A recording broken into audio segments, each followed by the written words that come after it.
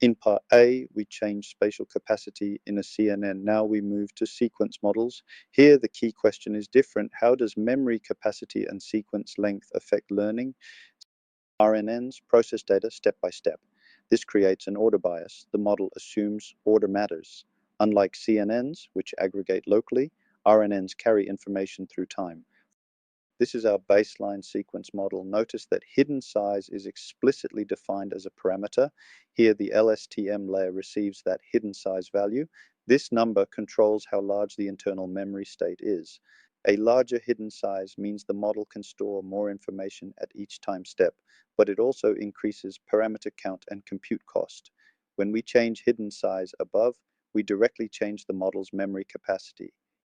In this mini-lab, we change one of two parameters. First, hidden size. This controls the dimensionality of the internal memory state.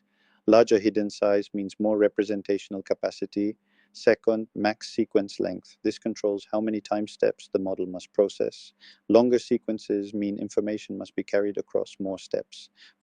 First, run the baseline with the default hidden size and sequence length. Observe how the training loss evolves and note the final validation accuracy. This is your reference point before making any changes. Now we increase the sequence length.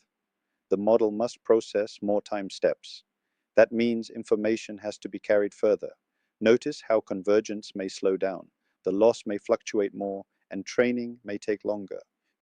Now we increase the hidden size. This increases the dimensionality of the LSTM's internal state, so the model has more memory capacity. But it also increases the number of parameters and the compute cost. You may see slower training and performance might improve, but larger models can also overfit, especially on small data sets. Now compare the curves side by side.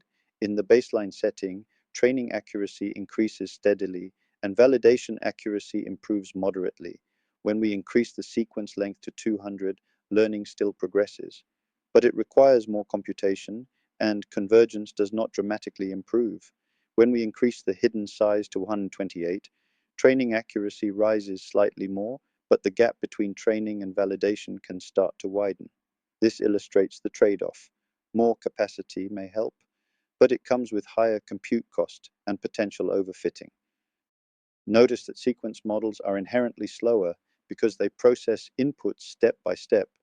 When we increase the sequence length, each batch contains more time steps that directly increases computation per epoch. Optional challenge, let's swap LSTM for a simple RNN. Notice the training loop does not change at all. We only replace the recurrent layer. On longer sequences, simple RNN often trains less stably because it has a harder time carrying useful information across many steps. LSTMs are designed to preserve information over time more effectively. The takeaway: same data, same loop, different recurrence mechanism.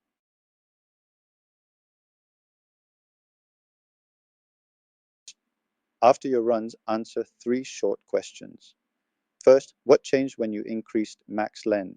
Think loss stability, accuracy, and runtime. Second, what changed when you increased hidden size? Third, based on your results, when would you still choose an RNN or LSTM today, for example, in streaming or low latency settings? The lesson here is not about maximizing accuracy, it's about understanding trade-offs. When we increase memory capacity, we increase parameters and compute. When we increase sequence length, we increase optimization difficulty and runtime. Engineering intuition means recognizing these interactions and making choices based on constraints, not just metrics.